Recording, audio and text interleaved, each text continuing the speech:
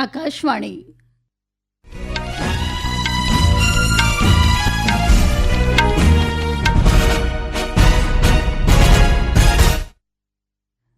સમાચાર નિકિતા શાહ વાંચે છે. સૌપ્રથમ મુખ્ય સમાચાર. પાકિસ્તાને ભારત સાથેની યુદ્ધ વિરામ સમજૂતીનું ઉલ્લંઘન કર્યું. સરકારે પાકિસ્તાન દ્વારા ડિજિટલ મીડિયા પર ફેલાવાઈ રહેલી ખોટી માહિતી સામે સતર્ક રહેવા નાગરિકોને અનુરોધ કર્યો. આજે રાષ્ટ્રીય ટેકનોલોજી દિવસ. 1998માં આજના દિવસે ભારતે પોખરણમાં પરમાણુ નિરીક્ષણ કર્યું હતું.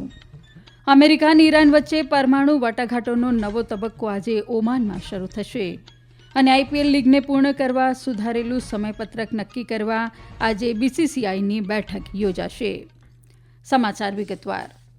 વિદેશ સચિવ વિક્રમ મિશ્રીએ કહ્યું કે પાકિસ્તાને ગઈકાલે થયેલી યુદ્ધ વિરામ સમજૂતીનું વારંવાર ઉલ્લંઘન કર્યું છે.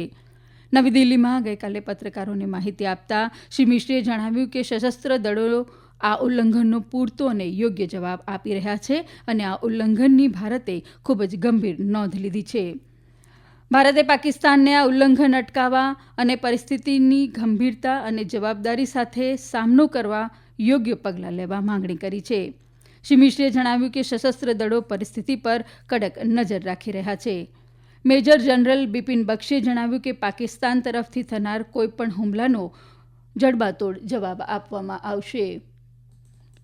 सीजफायर किया है इस शर्त पे अगर ऐसा कोई भी हादसा फिर से हुआ जो पाकिस्तान की तरफ से होगा तो ये हमारे ऊपर है, हम कोई भी युद्ध की कार्रवाई कर सकते हैं. तो हमने बहुत ही सोच समझ के और बहुत ही रीजन तरीके से हमने एक्शन लिए हैं. लेकिन हमने जो मेन हमारा मुद्दा था कि आतंकवाद को रोक देना है, सरहद पार आतंकवाद आप ना करें. अगर आप ऐसा करेंगे तो आपको मुंह की खानी पड़ेगी. ये मेरे ख्याल से संदेश बिल्कुल साफ साफ शब्दों में हमने दे दिया है. અગાઉ ભારત અને પાકિસ્તાને યુદ્ધ વિરામની જાહેરાત કરી હતી, જેમાં તાત્કાલિક અસરથી ગોળીબાર અને લશ્કરી કાર્યવાહી બંધ કરવા સંમતિ વ્યક્ત કરવામાં આવી હતી. વિદેશ સચિવ વિક્રમ મિશ્રીએ નવી દિલ્હીમાં જાહેરાત કરતા જણાવ્યું હતું કે પાકિસ્તાનના ડાયરેક્ટર જનરલ ઓફ મિલિટરી ઓપરેશન્સે ગઈકાલે યુદ્ધ વિરામની હાકલ કરી હતી, જેના પગલે ચર્ચા થઈ અને સર્વસંમતિ સધાઈ. સૂત્રે જણાવ્યું કે ભારત અને પાકિસ્તાન વચ્ચે ગોળીબાર અને લશ્કરી કાર્યવાહી બંધ કરવાનો નિર્ણય બંને દેશો વચ્ચે સીધી વાતચીત બાદ લેવામાં આવ્યો હતો. વિદેશમંત્રી એસ જયશંકરે જણાવ્યું હતું કે ભારત અને પાકિસ્તાન ગોળીબાર અને લશ્કરી કાર્યવાહી બંધ કરવા સંમત થયા છે. સોશિયલ મીડિયા પર એક સંદેશમાં ડોક્ટર જયશંકરે કહ્યું કે ભારતે આતંકવાદના તમામ સ્વરૂપો અને અભિવ્યક્તિઓ સામે સતત મક્કમ અને અડગ વલણ અપનાવ્યું છે અને ભારત આતંકવાદ સામે આ વલણ યથાવત રાખશે. સંયુક્ત રાષ્ટ્રના મહાસચિવ એન્ટોનિયો ગુટેરેસે ભારત અને પાકિસ્તાન વચ્ચે થયેલા યુદ્ધ વિરામ કરારનું સ્વાગત કર્યું છે અને તણાવ ઘટાડવા તરફ એક સકારાત્મક પગલું ગણાવ્યું છે.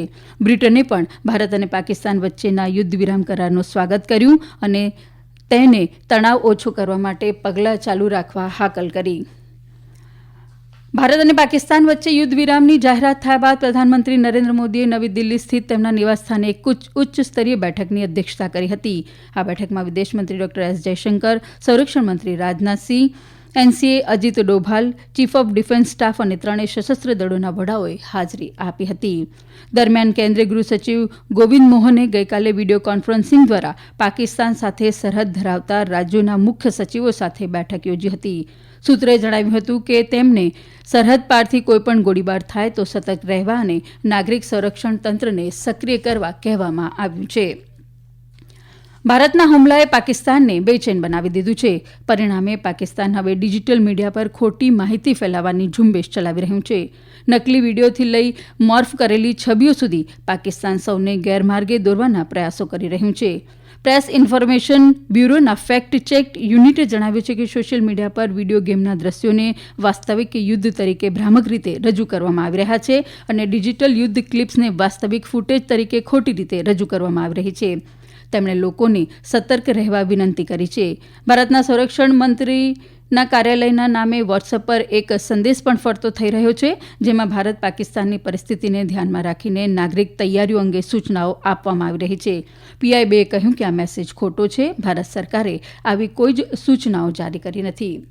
શ્રોતા મિત્રો, પાકિસ્તાન સોશિયલ મીડિયા પર ખોટી માહિતી ફેલાવી રહ્યું છે, માટે દરેક માહિતી કાળજીપૂર્વક તપાસવી મહત્વપૂર્ણ છે. જો તમને કોઈ શંકાસ્પદ સામગ્રી મળે તો તમે આવી સામગ્રી વોટ્સએપ નંબર 8799711259 અને ઈમેલ આઈડી socialmedia@pib.gov.in પર પણ શેર કરી શકો છો. આ સમાચાર આપ આકાશવાણી પરથી સાંભળી રહ્યા છો. આ સમાચાર આપ અમારી YouTube channel AIR news Gujarat પર પણ સાંભળી શકશો. વધુ સમાચાર માટે અમારી વેબસાઇટ newsonair.gov.in/gujarati અને અમારા એક્સ હેન્ડલ AIR_news_abad ને ફોલો કરશો.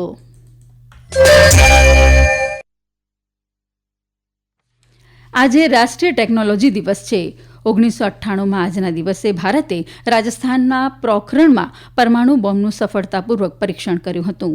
આ દિવસ દેશની પ્રગતિ અને વિકાસમાં ટેકનોલોજીની મહત્વપૂર્ણ ભૂમિકા અને ભારતના પ્રથમ સ્વદેશી વિમાન હંસા-3ના પ્રક્ષેપણ તથા છઠ્ઠા વૈશ્વિક પરમાણુ પરીક્ષણમાં ભારતની તકનીકી કુશળતા, વૈજ્ઞાનિકો, ઇજનેરો અને નવીનતાઓના યોગદાનની યાદમાં ઉજવવામાં આવે છે.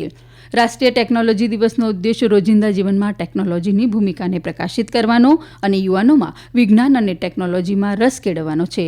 ઉલ્લેખનીય છે કે કૃત્રિમ બુદ્ધિમત્તા, બાયોટેકનોલોજી અને ક્વોન્ટમ કમ્પ્યુટિંગ જેવી અદ્યતન ટેકનોલોજી દેશમાં પ્રગતિ અને નવીનતાને વેગ આપી રહી છે. અમેરિકા અને ઈરાન વચ્ચે પરમાણુ વાટાઘાટોનો નવો તબક્કો આજે ઓમાનમાં શરૂ થશે. ઓમાનની મધ્યસ્થી હેઠળ 3 મેના રોજ રોમમાં યોજાનારી ચોથી વાટાઘાટો મુલતવી રાખવામાં આવી હતી. ઈરાનના વિદેશમંત્રી અબ્બાસ અરાઘચીએ જણાવ્યું કે ઓમાન દ્વારા આજની વાતચીતની તારીખનો પ્રસ્તાવ મૂકવામાં આવ્યો હતો, જેને બંને પક્ષોએ સ્વીકારી લીધો હતો. આ વાતચીત અમેરિકાના રાષ્ટ્રપ્રમુખ ડોનાલ્ડ ટ્રમ્પની ખાડી દેશોની મુલાકાત પહેલા થઈ રહી છે. રાષ્ટ્રપ્રમુખ ટ્રમ્પ 13 મેથી સાઉદી અરેબિયા, કતાર અને સંયુક્ત આરબ અમીરાતની મુલાકાત લેશે. અમેરિકાના રાષ્ટ્રપ્રમુખ ડોનાલ્ડ ટ્રમ્પે ગઈકાલે સ્વિટ્ઝરલેન્ડમાં ચીન સાથે થયેલી વેપાર વાટાઘાટોનું સ્વાગત કર્યું છે. તેમણે કહ્યું કે બંને દેશોએ મૈત્રીપૂર્ણ અને રચનાત્મક રીતે કરાર પર વાટાઘાટો કરી. રાષ્ટ્રપ્રમુખ ટ્રમ્પે સોશિયલ મીડિયા પોસ્ટમાં કહ્યું કે વાતચીતમાં ઘણા મુદ્દાઓ પર સંમતિ સધાઈ છે. બલુચ લિબરેશન આર્મી BLA પાકિસ્તાનમાં બલુચિસ્તાનમાં 39 અલગ અલગ સ્થળોએ થયેલા શ્રેણીબદ્ધ હુમલાઓની જવાબદારી સ્વીકારી છે.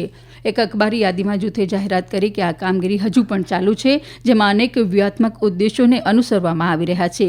BLAના પ્રવક્તા જીંદ બલોચના જણાવ્યા મુજબ આ હુમલાઓમાં પોલીસ સ્ટેશનો, લશ્કરી કાફલાઓ અને મુખ્ય ધોરીમાર્ગો પરના માળખાકીય સુવિધાઓ સહિત અનેક સ્થળોને નિશાન બનાવવામાં આવ્યા હતા. બાંગ્લાદેશની વચગાળાની સરકારે આતંકવાદ વિરોધી કાયદા હેઠળ ભૂતપૂર્વ પ્રધાનમંત્રી શેખ હસીનાની અવામી લીગ પાર્ટીની તમામ પ્રવૃત્તિઓ પર પ્રતિબંધ મૂક્યો છે. આ પ્રતિબંધ પક્ષ અને તેના નેતાઓ સામેની ટ્રાયલ પૂર્ણ ન થાય ત્યાં સુધી ચાલુ રહેશે. આ નિર્ણય ગઈકાલે રાત્રે ઢાકામાં એક ખાસ બેઠકમાં વચગાળાની સરકારની સલાહકાર પરિષદે લીધો હતો. ભારતીય ક્રિકેટ કંટ્રોલ બોર્ડ BCCIના ઉપપ્રમુખ રાજીવ શુક્લાએ જણાવ્યું હતું કે બોર્ડના અધિકારીઓ અને IPL ગવર્નર કાઉન્સિલ આજે સ્થગિત કરાયેલી T20 લીગને પૂર્ણ કરવા માટે શ્રેષ્ઠ શક્ય સમયપત્રક અંગે ચર્ચા કરશે. ભારતના ઓપરેશન સિંદૂર બાદ બોર્ડે શુક્રવારે IPL સ્થગિત કરી દીધી હતી. આ સ્પર્ધામાં હજુ 16 મેચ બાકી છે. અને હવે આજના અખબારોના મુખ્ય સમાચાર રજૂ કરે છે રિધિ ઉંધાડ. આજના તમામ અખબારોએ પાકિસ્તાને કરેલા યુદ્ધવિરામના ભંગના સમાચાર હેડલાઇનમાં પ્રકાશિત કર્યા છે. ગુજરાત સમાચાર લખે છે કે ભારત પાકિસ્તાન શસ્ત્ર વિરામનું સુરસુર્યું, યુદ્ધ યથાવત. સંદેશનું મુખ્ય શીર્ષક છે પાકિસ્તાન આજે ઘૂંટણીએ પડ્યું, રાત્રે યુદ્ધવિરામનો ભંગ. દિવ્ય ભાસ્કરનું મથાળું છે સાંજે યુદ્ધવિરામ, રાત્રે ફરી હુમલો. પાકિસ્તાન કે નાપાક હમલે ફિર નાકામ. આ હેડલાઇન રાજસ્થાન પત્રિકાની છે. આ સમાચારને હેડલાઇન બનાવી છે અને ફૂલછાપ લખે છે કે યુદ્ધવિરામ તકલાદી. કેરળમાં ચોમાસું 4 દિવસ વહેલું બેસી શકે, સામાન્યથી વધુ વરસાદનો અંદાજ. આ સમાચાર તમામ અખબારમાં છે. અને અંતમાં મુખ્ય સમાચાર ફરી એકવાર. પાકિસ્તાને ભારત સાથેના યુદ્ધ વિરામ સમજૂતીનું ઉલ્લંઘન કર્યું. સરકારે પાકિસ્તાન દ્વારા ડિજિટલ મીડિયા પર ફેલાવાઈ રહેલી ખોટી માહિતી સામે સતર્ક રહેવા નાગરિકોને અનુરોધ કર્યો. આજે રાષ્ટ્રીય ટેકનોલોજી દિવસ. 1998માં આજના દિવસે ભારતે પોખરણમાં પરમાણુ પરીક્ષણ કર્યું હતું. અમેરિકા અને ઈરાન વચ્ચે પરમાણુ વાટાઘાટોનો નવો તબક્કો આજે ઓમાનમાં શરૂ થશે અને IPL લીગને પૂર્ણ કરવા સુધારેલું સમયપત્રક નક્કી કરવા આજે BCCIની બેઠક યોજાશે. હવે પછી આપ 1:20 રાષ્ટ્રીય સમાચાર સાંભળી શકશો. આ સાથે આકાશવાણી પરથી સમાચાર પૂરા થયા.